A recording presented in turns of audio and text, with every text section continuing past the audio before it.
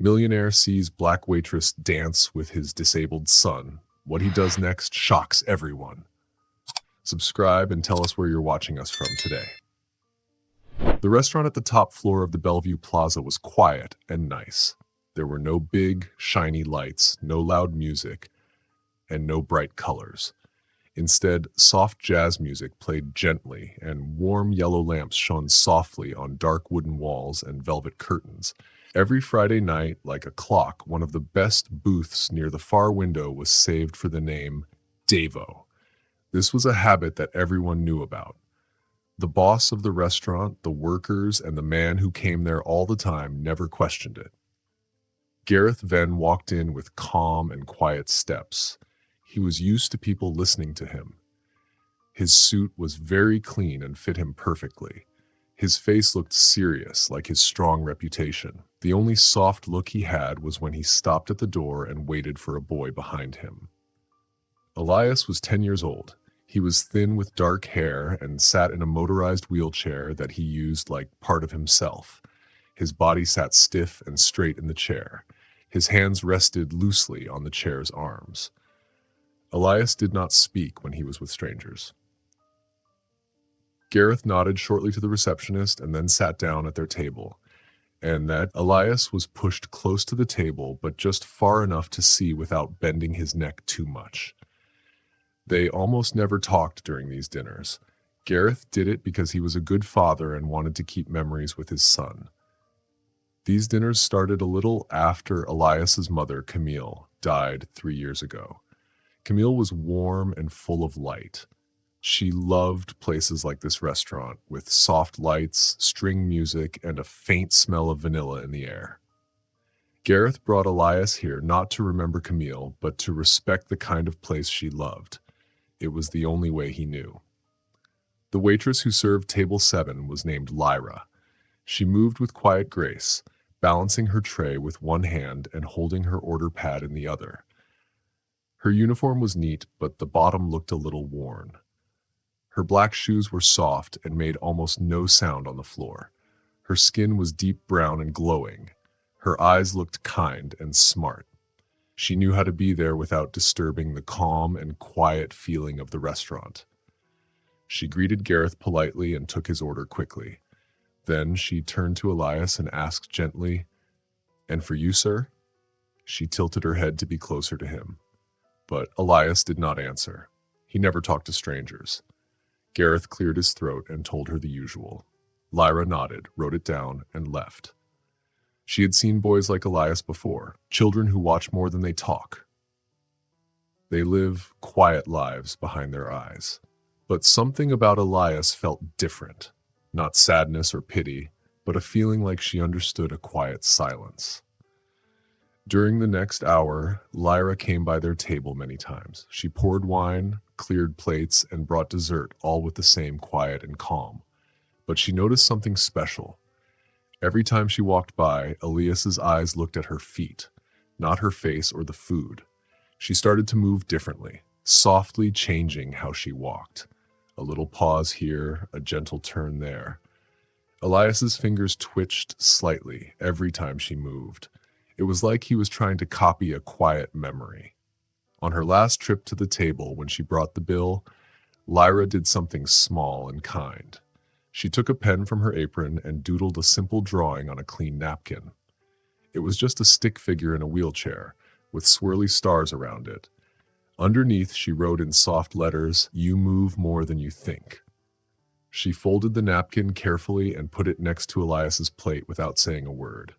Gareth saw it and thanked her quietly. Lyra just smiled and walked away. Back in the car, Elias said nothing. But when Gareth helped him out of the chair at home, he saw Elias still holding the napkin gently in his hand. Gareth said nothing. The next Friday, table 7 was the same as always. Soft lights, gentle music, and the quiet clatter of silver on plates. But this time when Lyra came to their table, she stopped. Elias was holding the napkin. He had brought it back, flattened and folded neatly. He didn't give it to her, but put it beside his plate and looked at her. Not fully, but just enough. And that was how it started. Every week, something passed silently between them. Lyra, without planning, began leaving little gifts for Elias. Sometimes a paper crane made from a receipt. Other times a tiny heart drawn in the foam on his hot chocolate, or a cherry on top of his napkin like a small treasure. Elias started to answer too. One Friday he gave Lyra a crumpled paper towel with a child's drawing inside. It showed two stick figures, one in a dress and one in a wheelchair. Between them was a music note. No words, but Lyra understood right away.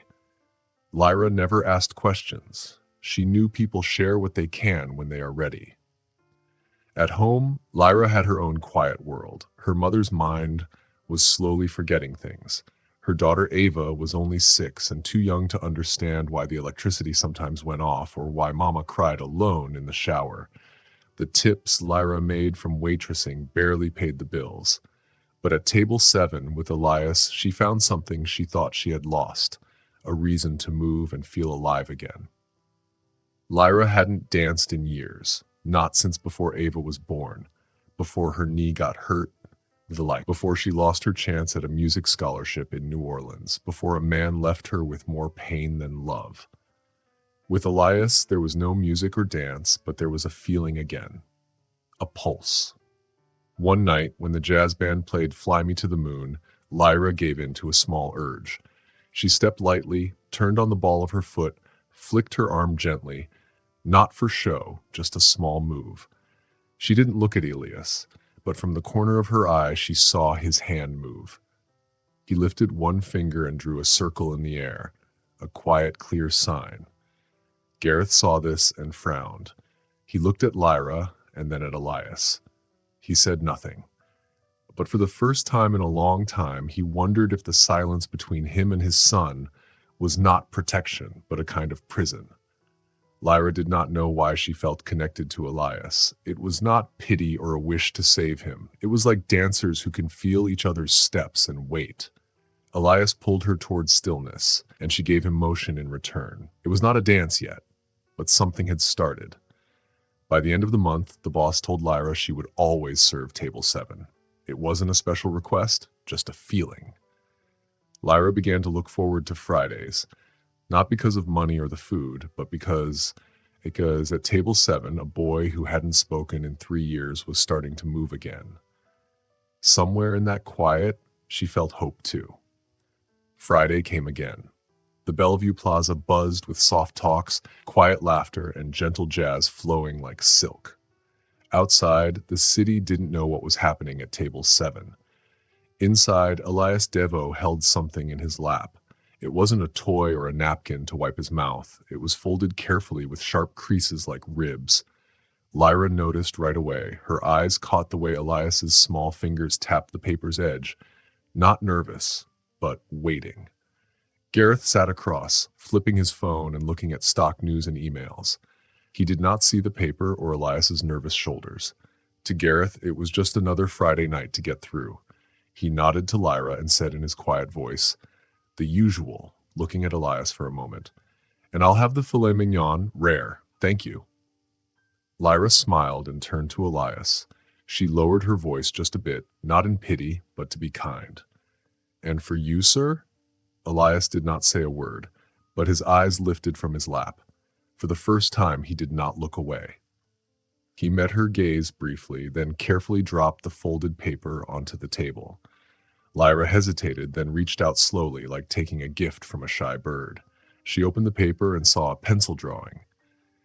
2 stick figures stood side by side under a swirl of stars. One was sitting in a wheelchair, the other stood with arms out and one foot lifted like a dancer. A music note floated between them. At the bottom, in shaky letters, it said, "Together feels easier."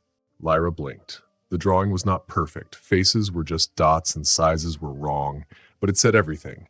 When she looked up, Elias was watching her, not smiling, but with something deeper. Expectation. Hope. Like he needed to know she understood. Lyra nodded once and carefully folded the paper. She put it in her apron pocket and tapped it gently like a secret between friends. That night, Lyra's steps felt lighter. At home, she put the drawing on her kitchen table. Her daughter Ava was coloring nearby and humming happily. The apartment was quiet except for the clock ticking and the heater trying to warm the cold room. Lyra looked at the drawing longer than she thought she would. It wasn't just a gift. It was a special message, like an invitation. Elias had opened a little door, just a crack, and he opened it for her. Lyra hadn't told anyone about the boy in the chair. Not her manager, not the other servers. To them, he was just another customer. Quiet and polite, maybe a little strange, but to Lyra, he was different. He was like a rhythm she could feel in her bones, like a song only she could hear. Lyra started getting ready for Fridays like it was a big show. Her shoes were extra clean, her apron was neat and pressed. Her moves were smooth and practiced, not like she was performing, but careful and thoughtful. Elias noticed. The next week, he brought another drawing. This one was a single line that curled like a ribbon on the paper. Along the line were tiny arrows showing a path to follow. At the end was a small star. Lyra didn't need to ask what it meant. It was a journey, like a dance. She looked at Elias, tilting her head a little, and whispered, "Show me." Elias didn't move right away, but his eyes changed. They looked ready, maybe asking, "Will you still follow me if I don't know where I'm going?" That day, the napkin Lyra left was blank except for a small heart in the corner. No words were needed. At home, Gareth, Elias's dad, saw small changes in his son but didn't say anything. The changes were too small to name. Elias was paying attention more at dinner. He held the arms of his wheelchair tighter instead of letting his hands hang loose. One evening, Elias even asked for music to stay on when they got home. This surprised Gareth because Elias never asked for anything. Standing in the doorway of the media room, Elias asked quietly, "You want music?" Elias nodded a little. Gareth turned on the stereo without asking more questions. A jazz album played softly. Elias sat near the window, tapping his fingers on the sill like a steady beat. He didn't speak, but he didn't need to. On grew. Lyra began leaving small treasures for Elias. Nothing fancy or expensive. One time it was a paper crane made from a receipt. Another time, a napkin folded like a lotus flower. Elias started bringing things too. An origami boat, a drawing of piano keys, a small piece of cardboard with two stick figures holding hands labeled "Me plus you." The restaurant became their stage, but no one else saw it. Other servers noticed Lyra's special attention to Elias, but they didn't ask questions. They had their own tables and lives. As long as the Deo family tipped well, no one interfered. But someone did notice, even if only for a moment.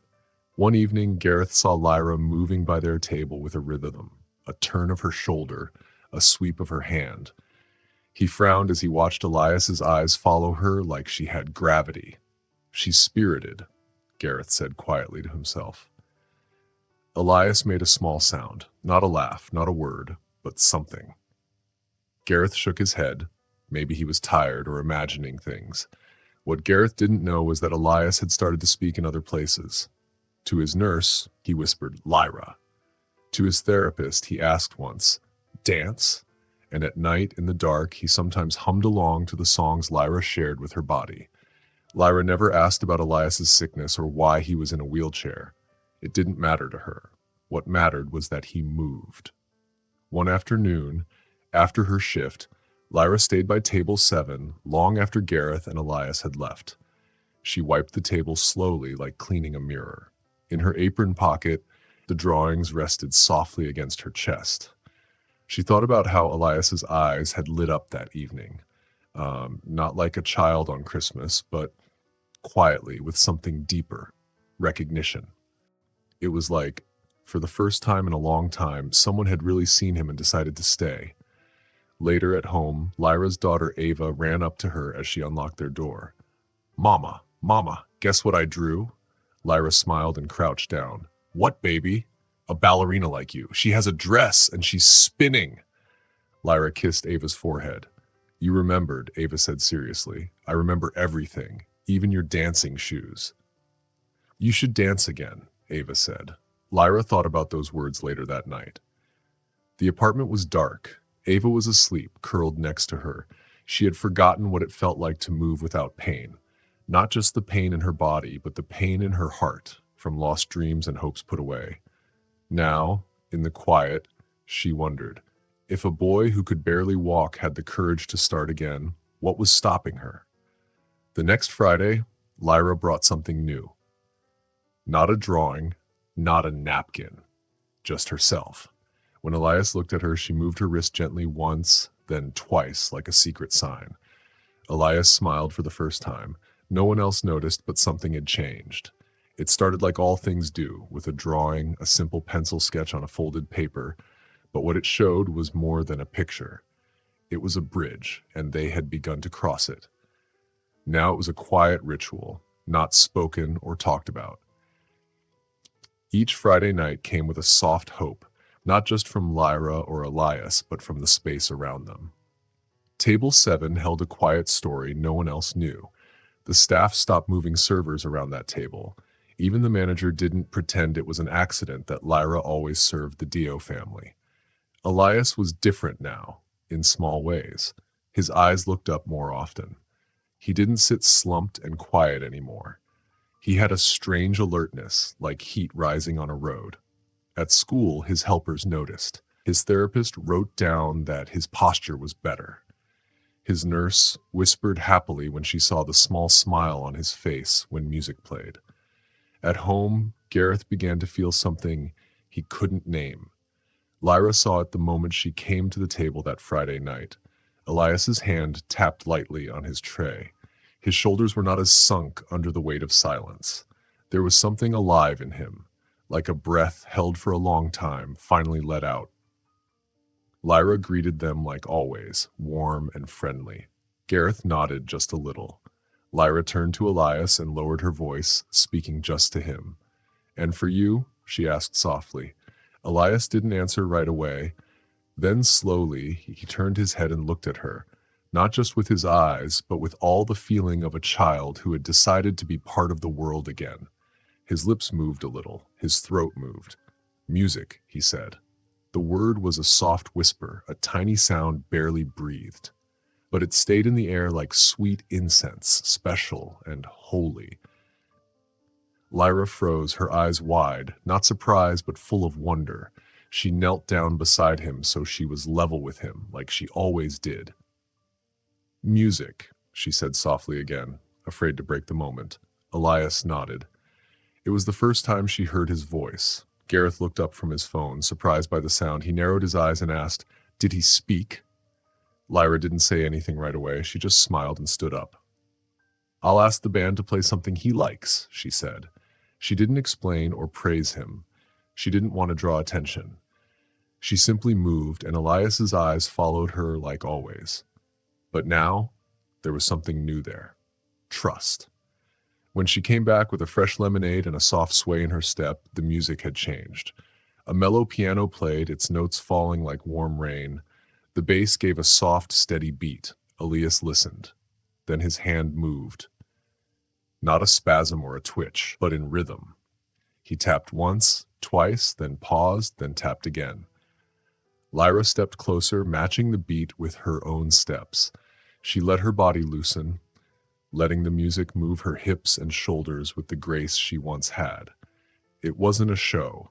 It was a conversation. Elias's hand twitched in time with her steps. His head tilted just a little, like he was following her spine as she moved across the room.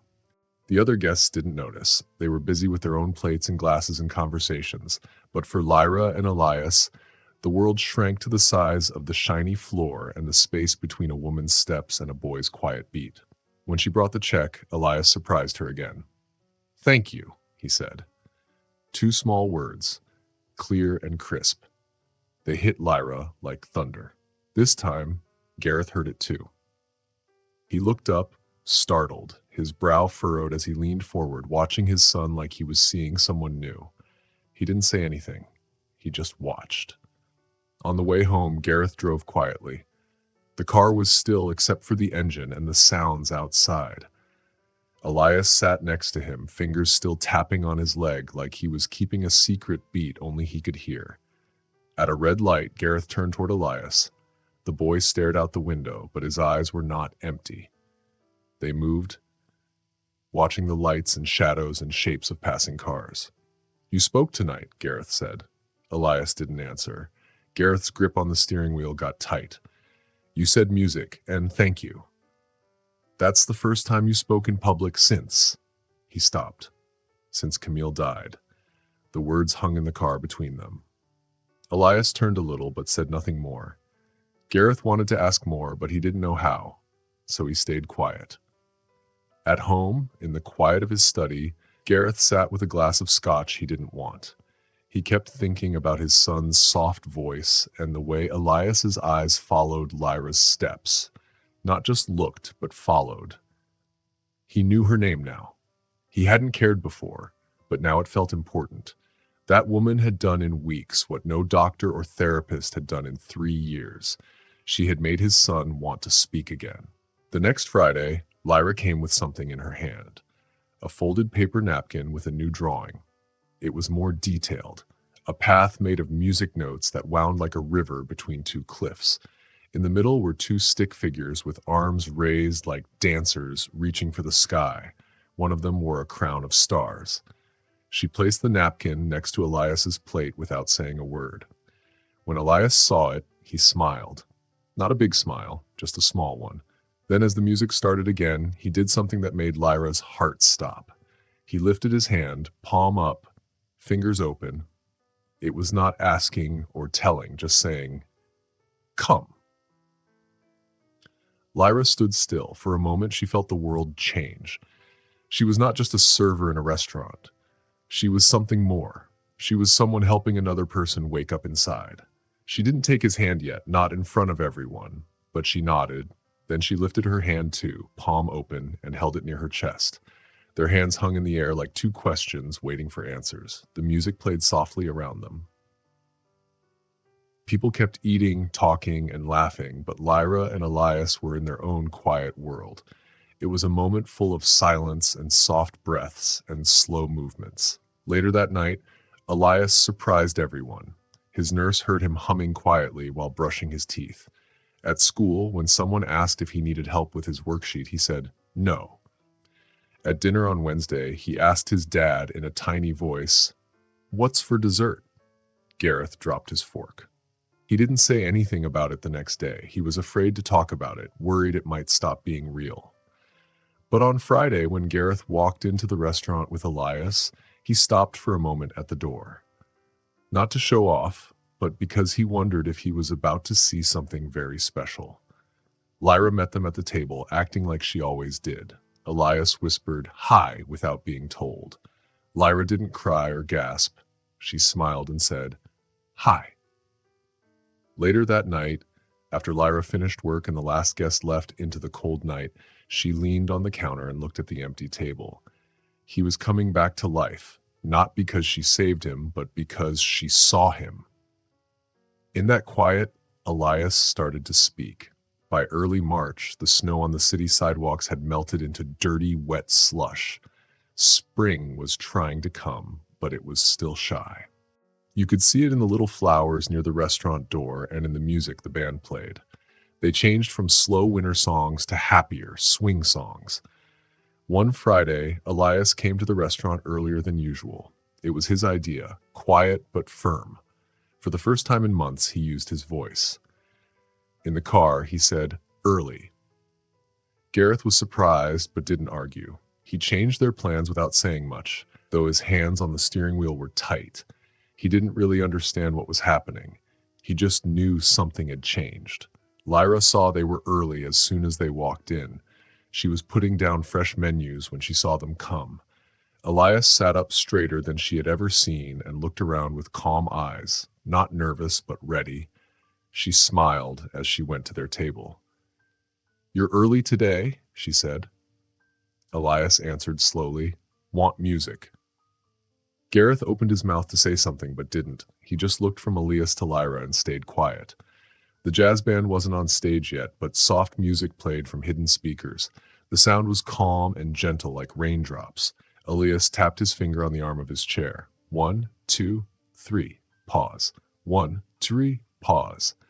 Lyra was surprised. She saw his foot move too, just a little, but on purpose. Elias, she said, bending down to him, are you dancing? He didn't answer, but tapped again. This time he moved his whole hand like a conductor leading music. One of the new servers at the bar saw this and whispered, what's he doing?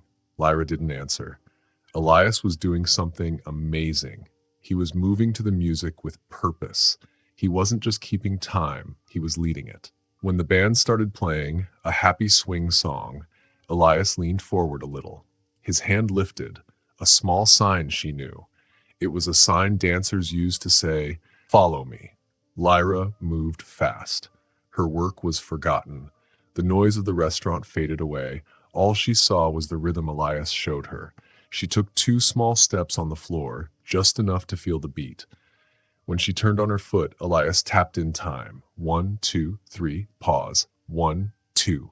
They moved together, he in his chair, she on the floor. He led, she followed. They became a pair, not because they were perfect, but because they trusted each other. Other people in the restaurant didn't understand what was happening. Some looked up, a woman smiled, a child clapped but got hushed by his mom. No one stopped them. Even Gareth stayed quiet. Elias never took his eyes off Lyra's feet. He watched her turn and move, and he moved with her, shaping her steps in the air. She walked by their table and said, you've got the beat in you, don't you? Elias whispered, always. And she believed him. That night, something changed in Elias. He wasn't just following music anymore. He was making it. In the next weeks, Lyra saw this continue.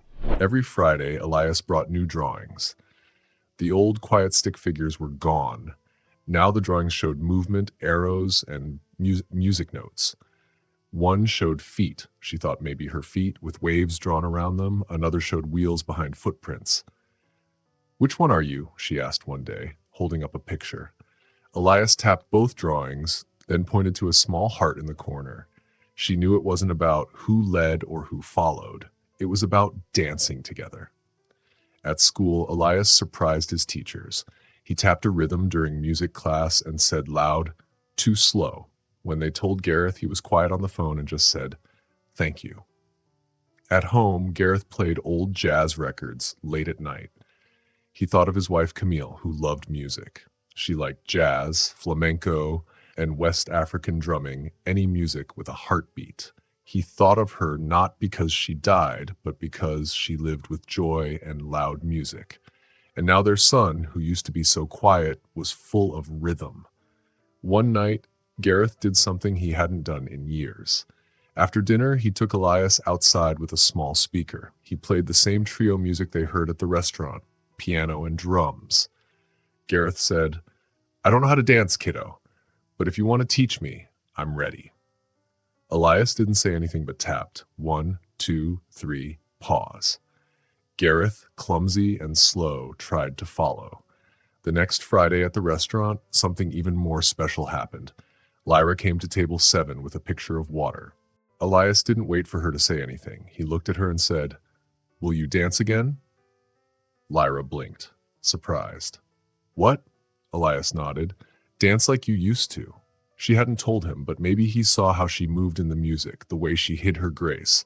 Without thinking, she sat next to him. It was the first time she had done that. Maybe I will, she whispered. Elias smiled. For the first time, she believed it too.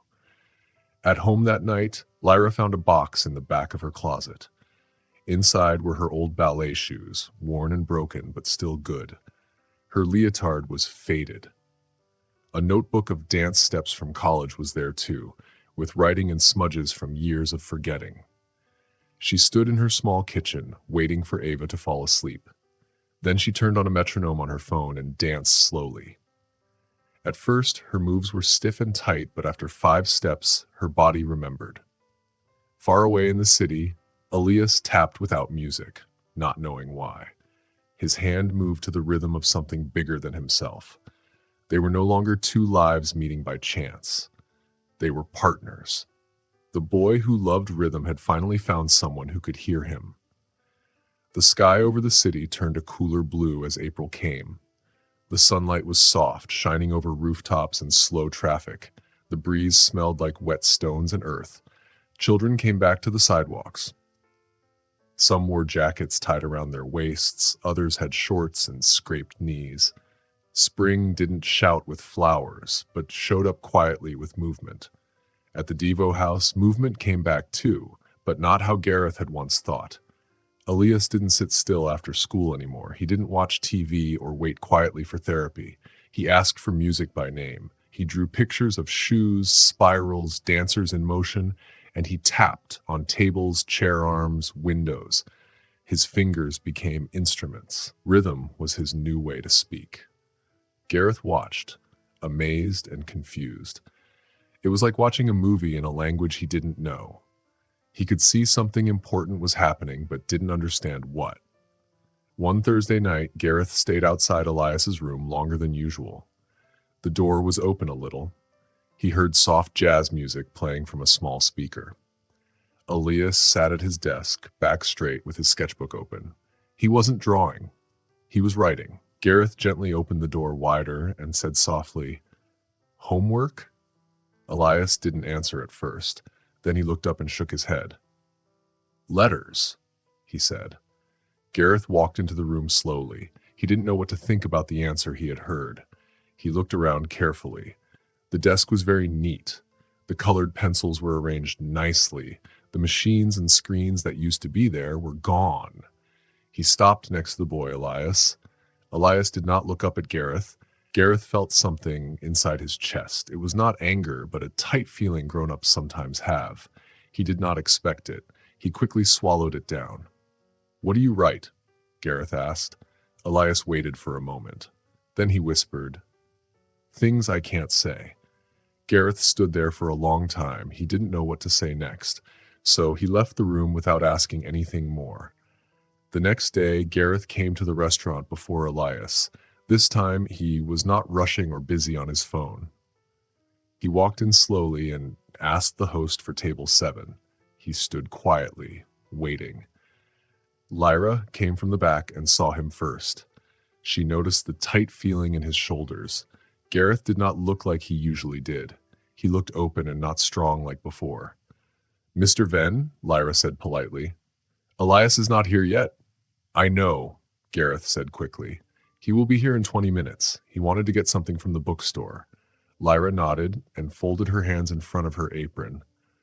"Can I get you something while you wait?" "Just water," Gareth said. Lyra came back fast and put a glass of water on the table. Gareth didn't drink it. Instead, he asked softly, "Can I ask you something?" Lyra nodded. "Why him?" Gareth asked. His voice was low. The question was honest. It was not mean, but it showed he was tired inside. Lyra took a deep breath and looked at Gareth. She saw how hard it was for him to ask the question. "Do you mean, why do I care?" she asked gently. Gareth nodded. Lyra thought for a moment. Then she sat down at the table with him. This was not something she usually did at work, but she felt it was important. The restaurant was quiet around them. No one was paying attention to them. "Because he listens," she said simply. Gareth looked confused. "I don't mean he just hears the words," she said.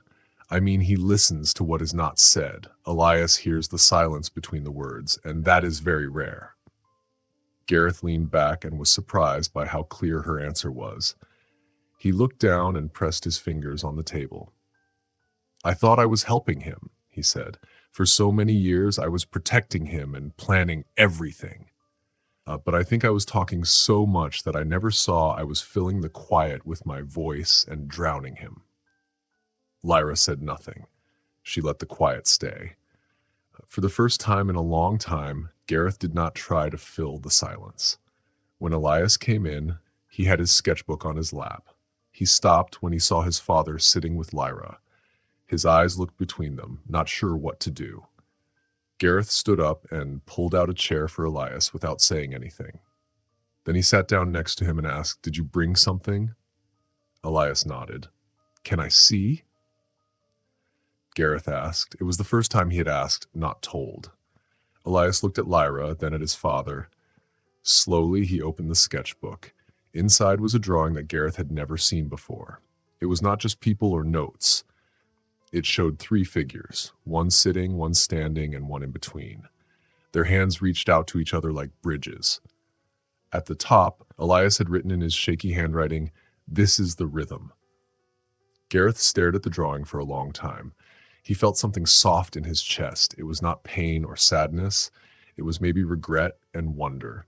Elias looked at Lyra and said, "You'll dance." It was not a question. It was an offer. Lyra felt her throat get tight. She nodded. "I will." That night, the dance was slow and beautiful. Elias led the dance, not with big moves, but with feeling, rhythm, and breathing. This time, Gareth didn't just watch. He listened. He saw the beat he missed for many years. It was the beat under Elias's quietness. It only came out when someone matched his pace instead of trying to lead. Later that night, Gareth stood by the window in his house. He had a drink in his hand, but he didn't drink it. He watched the sky for a long time. He thought about all the times he thought quiet meant nothing was there. He thought about the word Elias had used, rhythm. For the first time, Gareth understood. Some rhythms are not for leading, they are for following. The first warm day of spring came quietly. The warm air stayed on the sidewalks even after the sun went down. The air smelled soft and full of tiny flowers. It was the kind of day that made people open their windows and forget their jackets. It was a day to take a deep breath and hold it a little longer. That same day, 10-year-old Elias Venn rolled his wheelchair into the community center at the edge of Lincoln Park. He asked to join the open movement workshop. Lyra was already there. She had started helping on Saturdays after her busy Friday night shifts at the restaurant. She gave up her one day off to work with children who came to dance. Some children had braces on their legs, some used walkers or wheelchairs. Some didn't have anything you could see, but they carried invisible, heavy feelings. The workshop was not about dancing like on TV. It was about giving the children space, rhythm, some messiness, and lots of music. It was about letting their bodies speak in the way they knew best. Elias did not tell Lyra he was coming. She saw him just as a small speaker in the corner began playing a slow beat with hand drums. Elias was near the door, watching the other children carefully. A boy was spinning in circles with his eyes closed. A girl with crutches moved side to side to her own beat. There were no set steps or rules, just real, honest movement. Elias had his sketchbook on his lap and his hands folded carefully. He was not just watching. He was waiting to join. Lyra walked to him. Her chest felt full of something close to happiness. "You came," she said. Elias looked at her with a calm, steady face. "You said you would dance again," she smiled, holding out her hand. "Then let's dance," Elias said.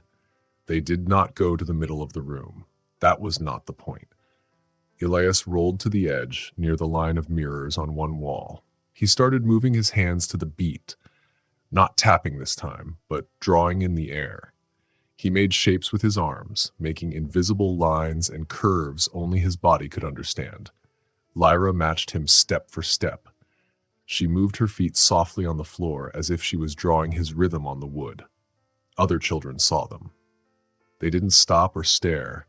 They just made space and moved around them. This was not about looking. It was about belonging. From across the room, a woman with a clipboard whispered to a helper, "Who is that boy?"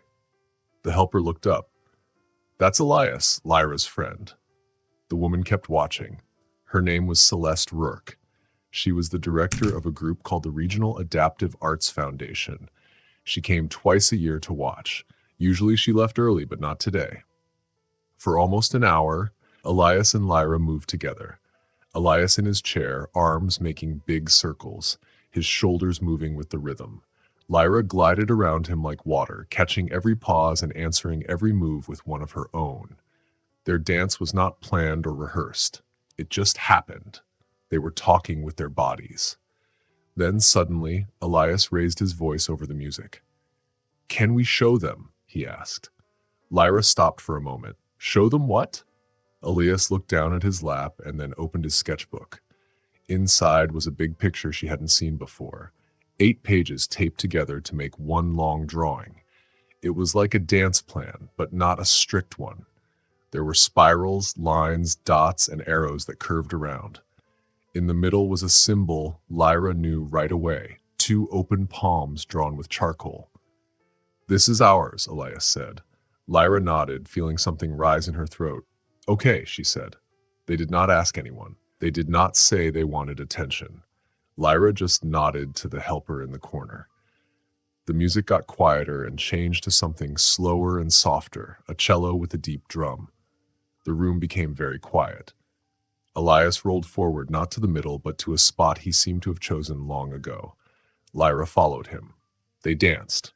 What they showed was not perfect, it was not clean or exact, but it was real. Elias's hands moved through the air like wings. His chest moved up and down with Lyra's steps.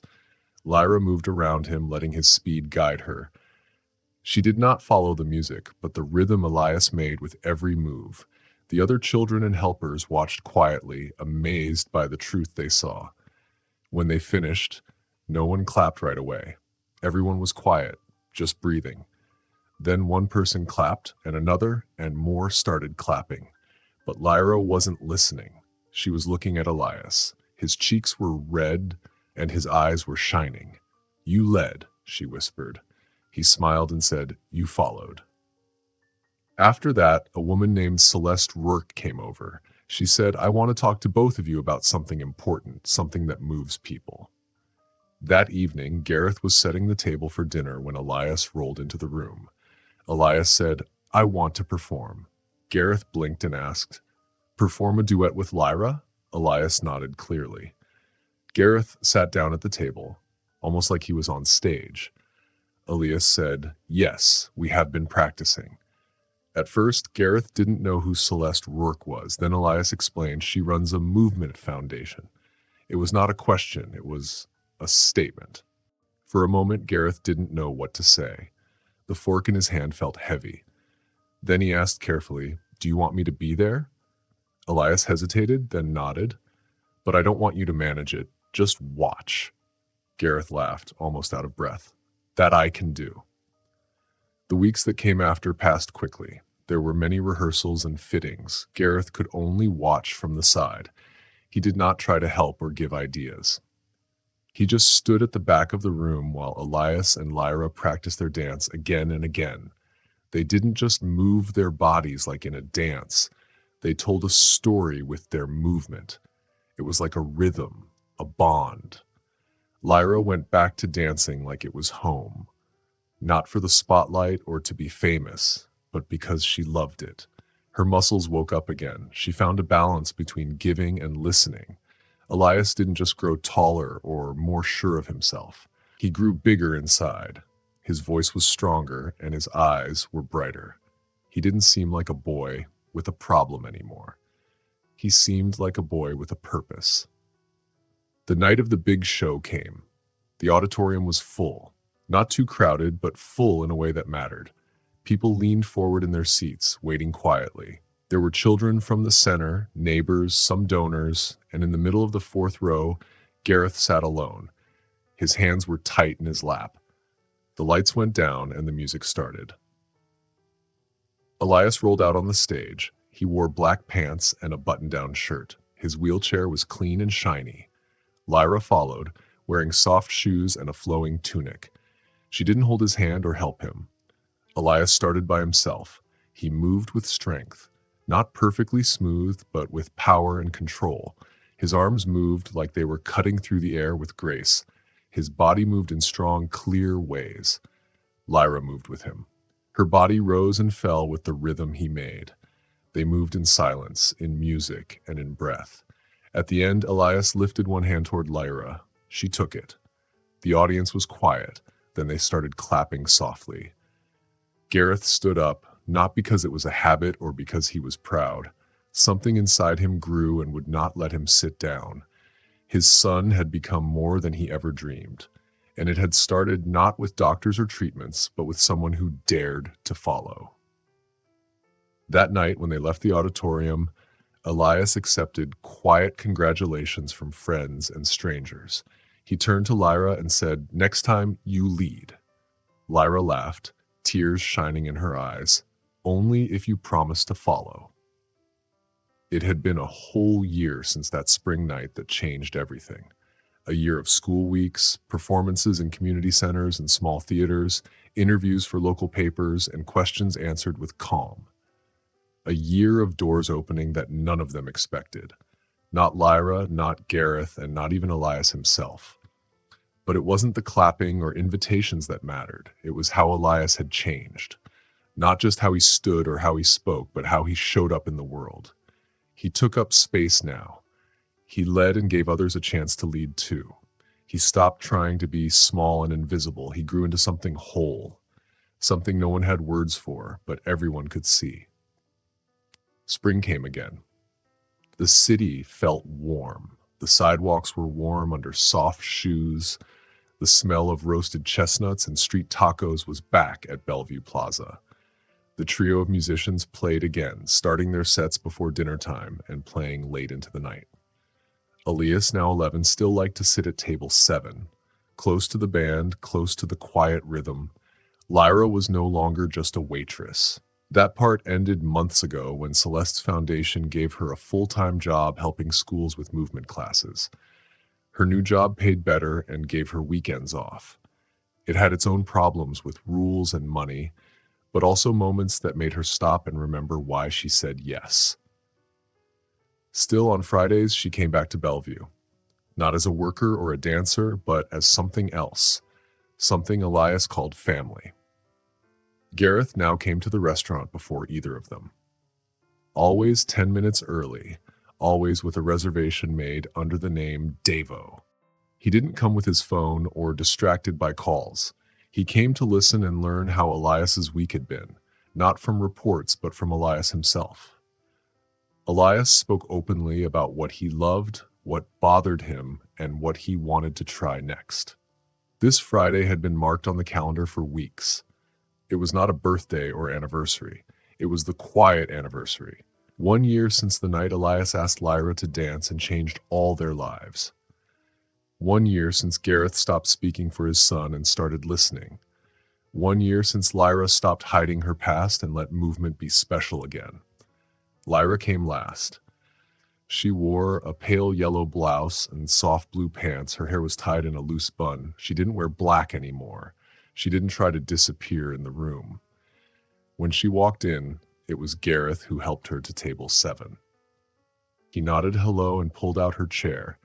It was a quiet habit now, one that meant more than it seemed. Elias was already sitting. He looked taller, his arms thinner, his eyes sharper. His wheelchair was the same, but the way he sat in it was different. It didn't look like something that held him back. It was part of how he moved in the world. He wore a navy blazer with a silver pin shape like open wings. Lyra gave it to him 3 months ago. A quiet thank you for everything he had given her. "Elias," Gareth said, "it's a special night." Elias smiled and said, "Yes, it is." They looked at the menus but didn't talk much. Elias chose pasta with lemon cream. Gareth chose grilled trout. Lyra chose the same risotto she had served many times before, but now it was on her plate like she had never carried it on a tray. The music started during their meal. The same trio played slow jazz. Elias used to feel uncomfortable with the music, but now he tapped his thumb on the edge of his plate in perfect time. Halfway through dessert, chocolate mousse for Elias, espresso for Gareth, tea for Lyra, Elias put down his spoon. "I want to ask something," he said. Lyra tilted her head. "Go ahead." Elias looked at both of them. "You know how people say blood makes a family?" Neither Gareth nor Lyra said anything. They knew better than to rush. "I think rhythm does," Elias said. Or maybe choosing. Gareth's throat felt tight, but he said nothing. "I choose you," Elias added, looking at Lyra. Lyra blinked, her lips opened like she wanted to say something but didn't. Then she reached across the table and held Elias's hand. "That's more than okay," she said softly. "I choose you too." They sat like that for a long time. Gareth's hands were folded on the table, his son's hand under Lyra's. The space between them was humming, not with music, but with presence, with choice. Later, the trio played a soft song, and the restaurant lights went dim. Gareth asked a question he had thought about for months. "Do you miss it?" Lyra looked at him. "Miss what?" "Dancing on stage, that world." She thought a moment. "Sometimes," she said, "but I think I was meant to dance here." She waved her hand around the table, the room, the two of them. "Not every stage has a spotlight," Elias smiled. "Some have risotto." They laughed. Not loud, but honest. The kind of laugh that comes from good memories, not jokes. The kind that feels earned. When they stepped outside, the city was still warm. A gentle breeze moved around them as they stopped on the sidewalk, not ready to say goodbye. Elias looked up at the night sky. "I think we're in time now," he said softly. Neither Lyra nor Gareth asked what he meant. They didn't need to. Because in the end, rhythm was never about being perfect. It was about moving, about trusting, about stepping when someone else stepped and staying still when they needed space. It was about listening more than leading. It was about a boy in a wheelchair who found his beat, a woman who remembered how to move, and a man who finally learned to follow. That night, for the first time, the reservation was not just for two. It was a table for three, and the music played on. Thanks for watching. If you liked the story, don't forget to subscribe, like, and share your thoughts in the comments. Check out our other videos too. See you in the next one.